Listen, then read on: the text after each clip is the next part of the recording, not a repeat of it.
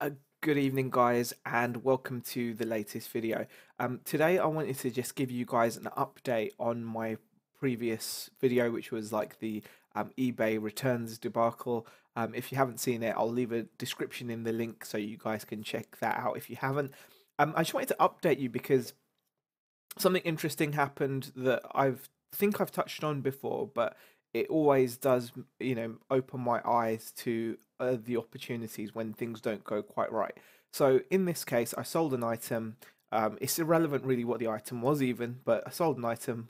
Guy wasn't happy with it for whatever reason, returned it. He said it was actually faulty. I received it back. It wasn't faulty. It worked fine. However, in the guy's experience, it didn't work like that. It was a faulty item.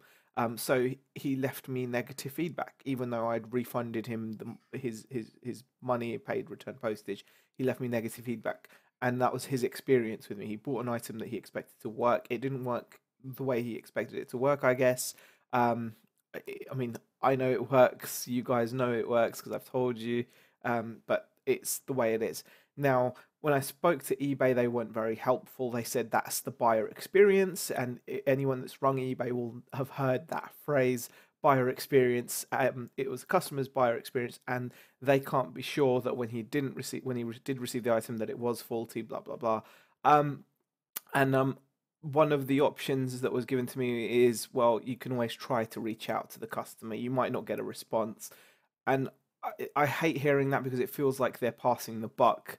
But in reality, that is the best advice, to contact the buyer directly, to deal with it directly. That's your best chance of resolving it because you know that eBay are not going to side with you as a seller on the majority of occasions because, of whatever their reasons are. They obviously have to create like an environment where buyers can purchase with confidence, and as a consequence of that, sometimes sellers don't get treated fairly. But in this case, I messaged the customer.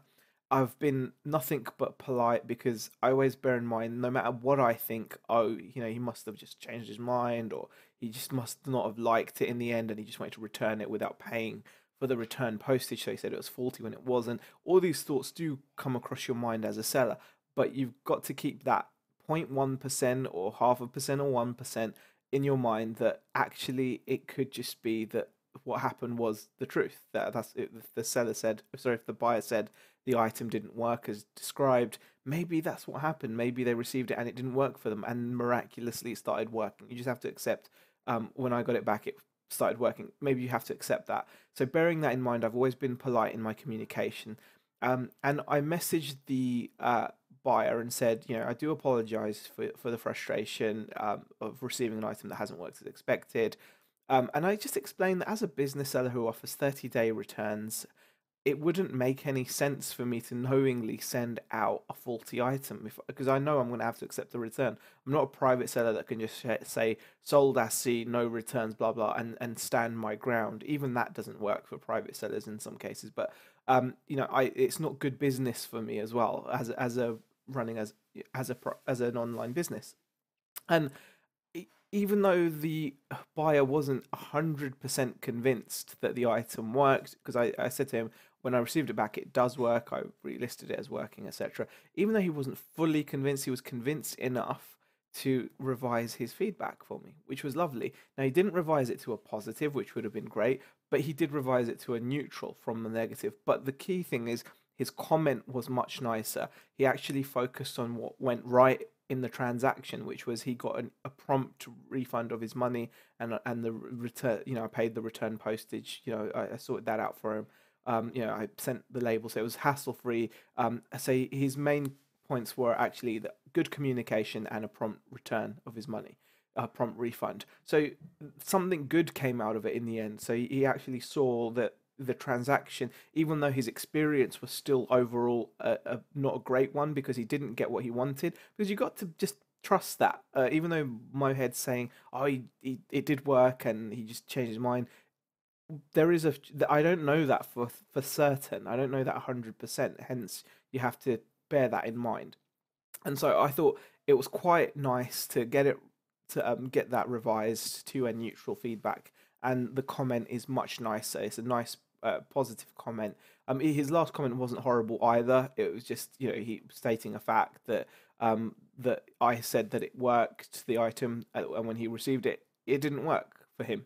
So he wasn't lying as such, but I know that it wasn't accurate because when I received the item back, it works. So anyway, not getting into that. So just wanted to share that with you as an outcome of what happened with my returns debacle. Overall, now that I'm calmer about it and I've looked back, I feel a lot better.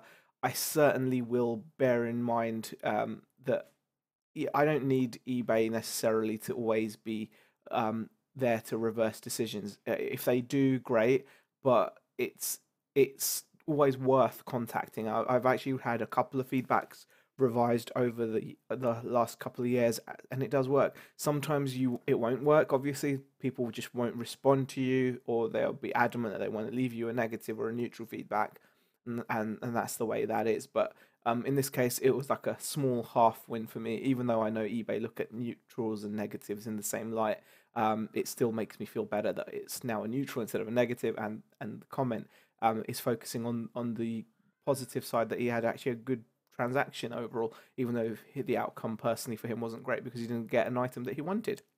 Anyway, guys, sorry for rambling. Hope you enjoyed the video. If you did, give it a thumbs up, leave a comment in the comment section. I do, read them all and try to reply to as many as I can as well. So I hope you enjoyed the video, and I'll see you in the next one. Thanks for watching.